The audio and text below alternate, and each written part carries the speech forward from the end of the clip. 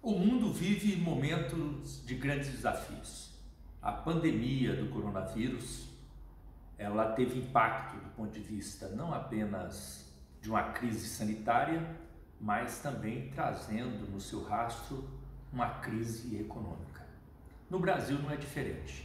Aqui a crise sanitária está presente, a crise econômica já se instala, mas o que é mais grave? No Brasil não é apenas a crise sanitária, não é apenas a crise econômica. Infelizmente, o presidente da República, que deveria assumir o seu papel de liderança para unificar as ações e poder motivar a comunidade a superar o mais rápido possível este desafio da crise sanitária e da crise econômica, ele usa desse momento para criar uma crise política, para fazer uma falsa polarização, para criar polêmica e assim poder avançar do ponto de vista político. Uma bobagem. Criar um dilema onde exista de um lado aqueles que defendem a saúde e do outro lado aqueles que defendem a economia, isso é uma farsa, é um falso dilema, é mais uma fake news. Infelizmente, isso aprofunda a nossa crise, desautoriza as ações nos estados e nos municípios, porque o governo fala uma coisa, o Ministério da Saúde fala outra, os governadores se julgam no direito de também buscar o seu próprio caminho, os prefeitos sem apoio e sem diretriz unificada também não sabem aonde ir. Nesse sentido, a Câmara dos Deputados cumpre o seu papel de poder buscar alternativas, proposições concretas para a superação da crise, seja do ponto de vista de superar, de dar as condições financeiras e materiais para a superação da crise sanitária, garantindo os equipamentos, obrigando o governo federal a garantir os equipamentos para os profissionais de saúde, mas também criando na economia um lastro e uma possibilidade concreta de avançar. O programa de renda emergencial para os necessitados, para os desempregados, para os trabalhadores informais, ele é fundamental. Queremos uma renda também para o trabalhador formal, para que ele possa ficar em casa e não esteja no risco. E para isso precisamos do apoio também à pequena, média, à microempresa, para que ele possa se sustentar neste momento de dificuldade.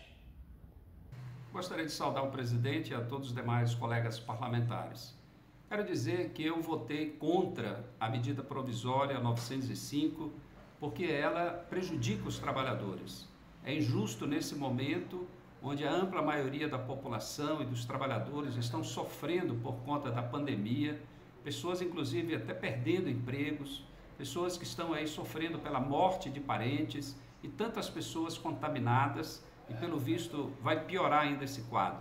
E nesse ambiente, o Congresso aprovar um projeto que tira direitos trabalhistas, que precariza a relação de trabalho, que tira a obrigação das empresas de recolher previdência para os trabalhadores. É injusto uma situação dessa, por isso o meu posicionamento foi a favor dos trabalhadores e contra esse projeto que o governo e essa bancada do Congresso, que está do lado do setor empresarial, esquecendo dos trabalhadores, aprovaram esta semana. Mas também gostaria de dizer que é importante se aprovar o projeto de lei 744 desse ano, que trata do pagamento de adicional de insalubridade para todos os trabalhadores na área da saúde que estão hoje na linha de frente, através das instituições de saúde, combatendo o coronavírus e salvando a vida das pessoas. Não é justo também que esses trabalhadores não recebam algum adicional. Por isso que é importante a aprovação desse projeto, que eu peço o apoio, que tem também o apoio de outros colegas parlamentares, principalmente o deputado Carlos Veras, e a gente precisa, portanto, aprovar para poder dar um mínimo de dignidade aos trabalhadores dessa área. E o outro projeto importante para ser aprovado é o projeto de lei 1142 desse ano, que trata sobre a renda emergencial para os povos indígenas. Nós estamos vendo o aumento da contaminação por conta dessa pandemia também em áreas indígenas, indígenas que já morreram no estado do Amazonas, e há um perigo de nós termos um genocídio indígena, se nada for feito. Portanto, esse projeto de lei é importante para definir políticas, inclusive de segurança alimentar, de uma presença maior da estrutura pública na área da saúde para trabalhar a prevenção, para evitar as invasões de terras indígenas e principalmente para amparar os indígenas infectados, contaminados, que precisam urgentemente da ação do Estado. Portanto, são projetos fundamentais para garantir dignidade e vida para o nosso povo. Eu quero manifestar a minha indignação e até no fundo eu estou envergonhado na condição de deputado federal a partir da votação que ocorreu no dia 15 de abril de 2020, da medida provisória 905, a carteira verde e amarela, que no fundo era uma reforma trabalhista escamoteada. Essa medida provisória dizendo que ia limpar o caminho para acabar com a burocracia, o que eles chamam de burocracia. Eles quem? A direita, os liberais, aqueles que dão bênção ao mercado, eles retiraram uma série de conquistas que aconteceu há décadas, tirando o sistema de proteção social no mundo do trabalho. Isso é muito ruim e covarde. Eu assisti entrevistas da presidência desta casa, quando de maneira firme e correta dizia para o país que nós só iríamos trabalhar matérias onde houvesse uma certa convergência, segurança e convergência, e não votaríamos matérias polêmicas e nem aquelas que não dissesse respeito ao combate do coronavírus. Mas ontem essa história mudou. Aqui sem povo, sem organização sindical, sem os instrumentos necessários para fazer o verdadeiro debate, o embate aqui nesta casa, se retirou direito de trabalhadores. Relativizou-se o trabalho do Ministério Público do Trabalho, afastou a Justiça do Trabalho daqueles que são considerados hipossuficientes. Isso aconteceu em desfavor da classe trabalhadora. É o fim do 13º e de 1/3 de férias. Não vai incidir nem o FGTS. Isso significa rebaixamento de salário. Na realidade, aquilo que foi acordado com você, sozinho, na frente do trabalhador, vale mais do que a lei, vale mais do que aquilo que está nas convenções sindicais, nas convenções de acordos trabalhistas. Isso não existe. Na realidade, o que está acontecendo, o que se chamam de burocracia, é na realidade o direito do trabalhador a levar para casa apenas o pão, mas não vai ter direito, de hipótese nenhuma, a ser feliz e ter qualidade de vida. Por isso, eu justifico. Votei não e votei envergonhado, porque essa casa não devia votar matéria polêmica que não dissesse respeito à proteção do nosso povo contra a Covid-19. Olá, meus amigos. Neste período de pandemia, muitas empresas adotaram o teletrabalho. Mas e os serviços públicos? Em momentos como este, vemos que apesar dos esforços na digitalização das gestões, ainda temos muito por fazer. É um processo que vem ocorrendo no mundo, também conhecido como governo eletrônico. De acordo com a ONU, o Brasil não figura na lista dos países que mais têm investido na digitalização dos serviços. Estamos ainda muito atrás de países como os Estados Unidos, Japão, Austrália, Espanha, entre outros. Nesses países, praticamente todo o serviço do Estado é digitalizado. Alguns permitem a candidatura a empregos e a abertura de empresas 100% via internet. Eles ainda oferecem serviços de saúde à distância, ajudam em questões ligadas à proteção às crianças no ambiente online, entre outros serviços que reduzem a burocracia. Como membro da Comissão de Ciência e Tecnologia da Câmara, vou propor um debate amplo sobre governo eletrônico, para que a gente possa conhecer melhor as possibilidades que já existem no mundo, de forma a colocar o Brasil na ponta do desenvolvimento digital na gestão pública. A desburocratização e a digitalização andam juntas e são imprescindíveis para que o país possa crescer e entrar definitivamente no século XXI. O Brasil tem avançado nesse setor, mas pode crescer ainda mais. Hoje, algumas certidões podem ser tiradas online, gratuitamente, Mas a burocracia sempre acaba empurrando as empresas e os cidadãos para algum departamento que solicita reconhecimento de firma em cartório, impressão em papel, carimbos e etc.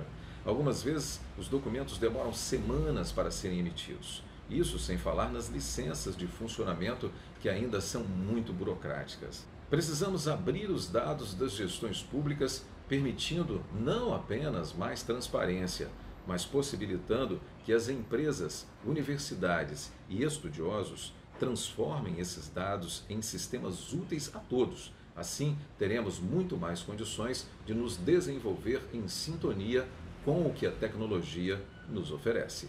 Estamos no esforço para ver tornada lei o projeto 1075.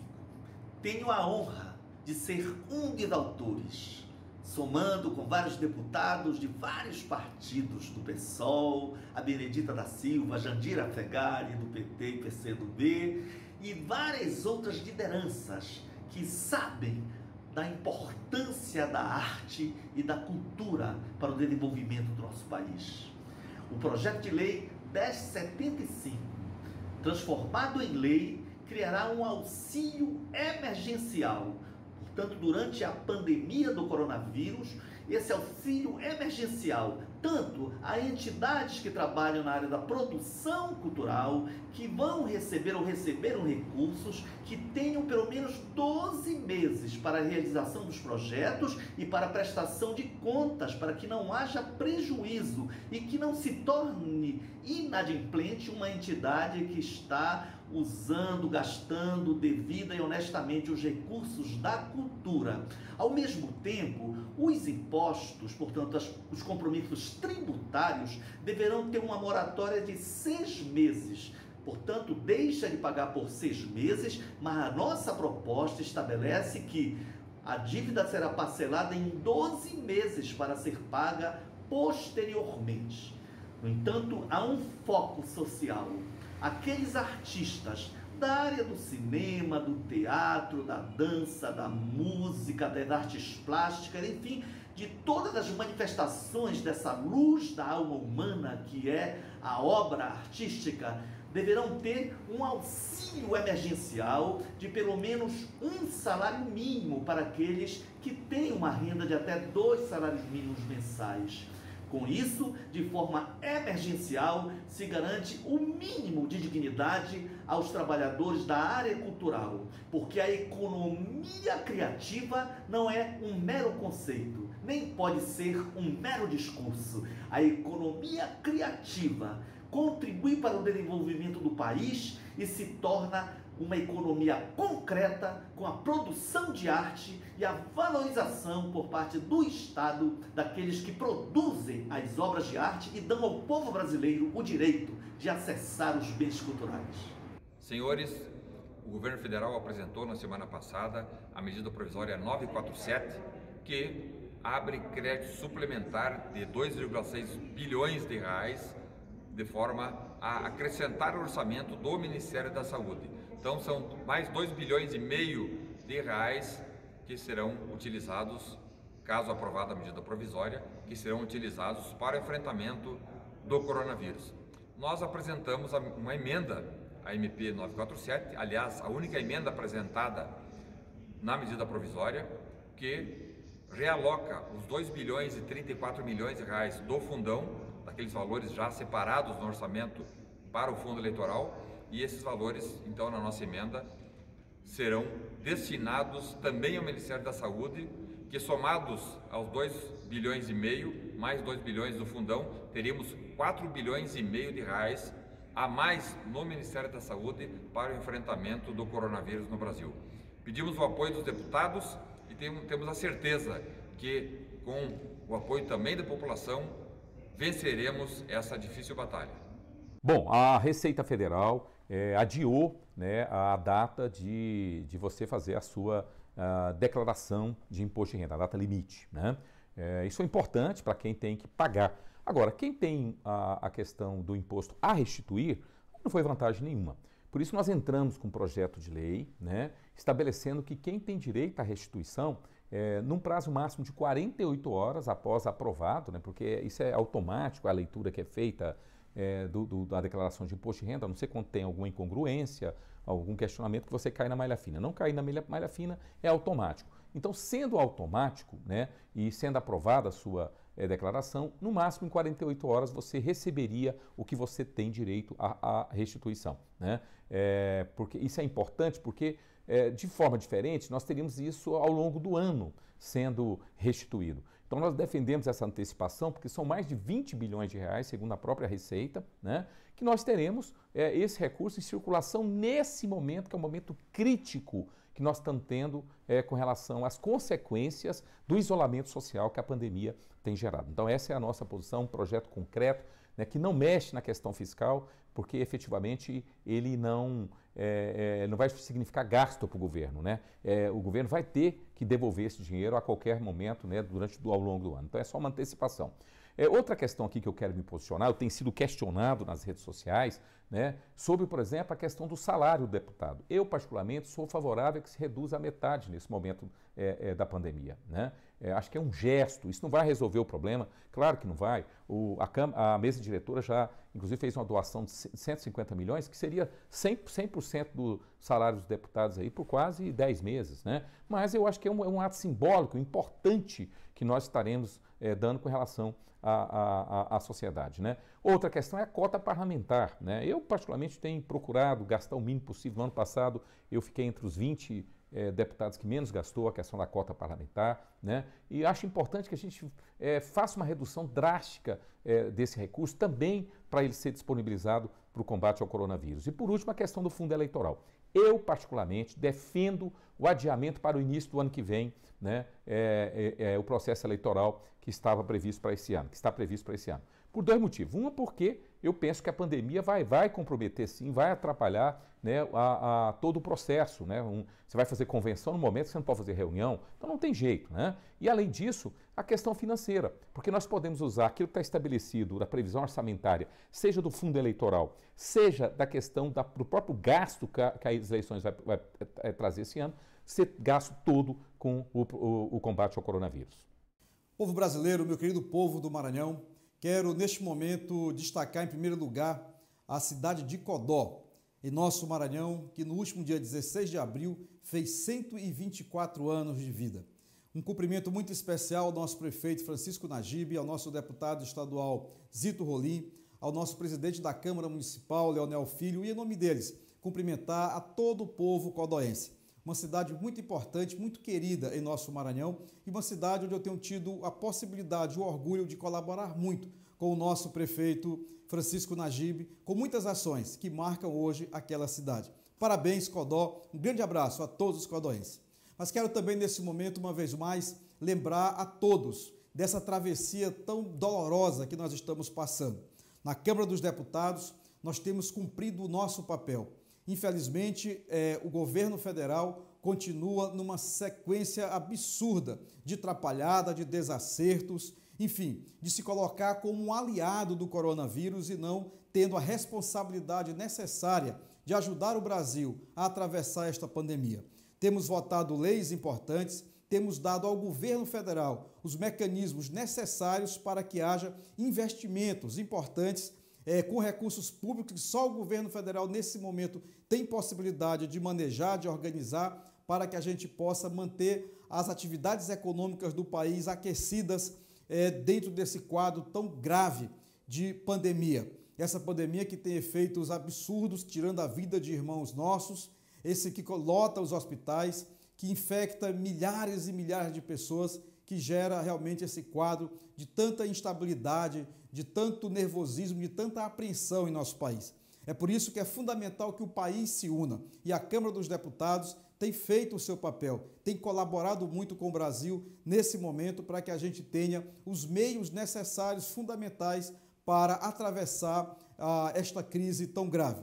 Crise que tem esses efeitos sanitários, que tem esses efeitos na saúde pública e que tem também os efeitos no nível de emprego, nas condições de sobrevivência do nosso povo. É por isso que nós temos apoiado os municípios, apoiado os estados, buscado colocar para o governo federal os mecanismos, as ferramentas que dê ao governo federal condições de ajudar o Brasil. Esperamos só que o presidente da República, Jair Bolsonaro, deixe de birra com os governadores, deixe de teimosia burra e possa ajudar o Brasil a atravessar esse momento tão crítico, possa ajudar o Brasil a vencer o coronavírus e a voltar à normalidade em nosso país. Um grande abraço ao Brasil, um grande abraço ao Maranhão. Viva Codó! Vai ser votado nessa semana o requerimento de urgência do projeto 34/2020, que é o projeto para confiscar o lucro líquido das empresas com patrimônio acima de R$1 bilhão.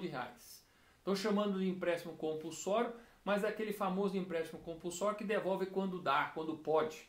É puro confisco.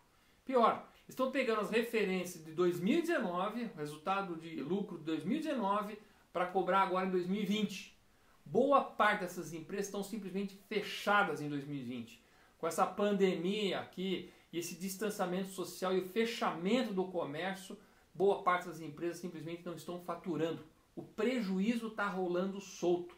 Agora que elas vão precisar usar esse lucro, poder pagar os prejuízos da capital de giro para poder retomar a economia. Não faz o menor sentido confiscar o lucro de empresas usando a fotografia 2019 para usar na realidade 2020. Montadoras fechadas, grandes lojas de departamento fechadas, hotéis fechados, locadoras de automóveis despencando 40%, 50% do faturamento, indústrias têxtil caindo 50% do faturamento.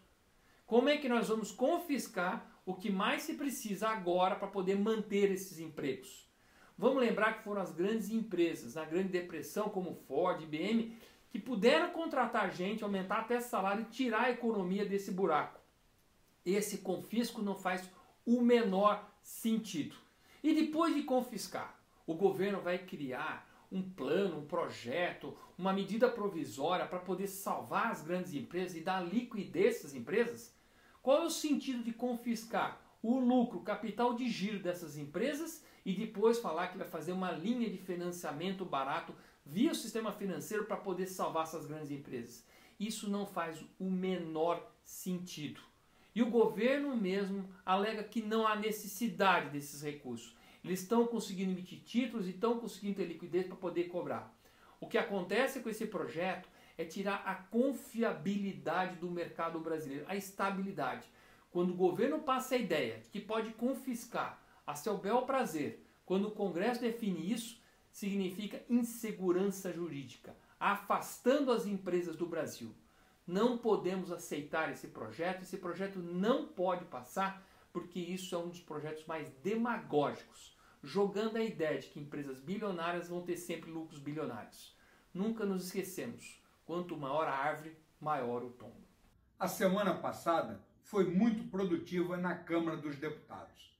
Vários projetos de lei foram aprovados como uma medida provisória que criou o contrato verde e amarelo, facilitando a contratação de jovens entre 18 e 29 anos e acima de 55. Também teve o apoio financeiro aos entes federativos, o auxílio emergencial foi ampliado, entre outras proposições. Essas iniciativas têm como objetivo atenuar o efeito da crise na vida do cidadão brasileiro. Excepcional o trabalho da Caixa Econômica Federal, que já cadastrou mais de 36 milhões de brasileiros para receberem esse auxílio emergencial, com a finalidade de reduzir a contaminação pelo coronavírus. Dois aspectos são importantes. Primeiro, evitar a circulação do dinheiro em espécie, que é uma grande fonte de transmissão de vírus. Segundo, diminuir a concentração de milhares de pessoas que irão à Caixa nas suas agências retirar o auxílio.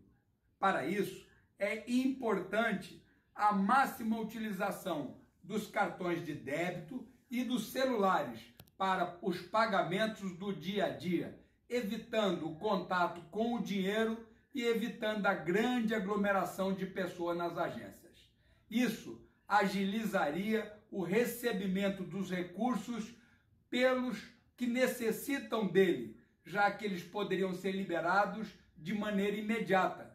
Para evitar concentração, a Caixa procura escalonar. Sendo digital, poderia ser imediato. Todos os poderes da República trabalham de maneira adequada. Todos os ministérios, órgãos estão trabalhando para diminuir o efeito dessa grave crise e o povo brasileiro compreendeu muito bem a sua missão, sendo o principal soldado no combate ao vírus. Profissionais de saúde, parabéns pelo trabalho.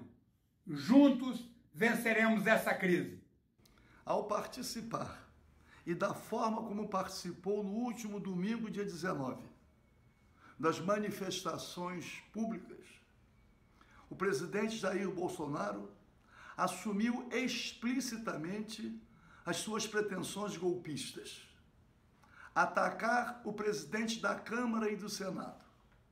Atacou o Poder Legislativo. Atacar o Supremo Tribunal Federal.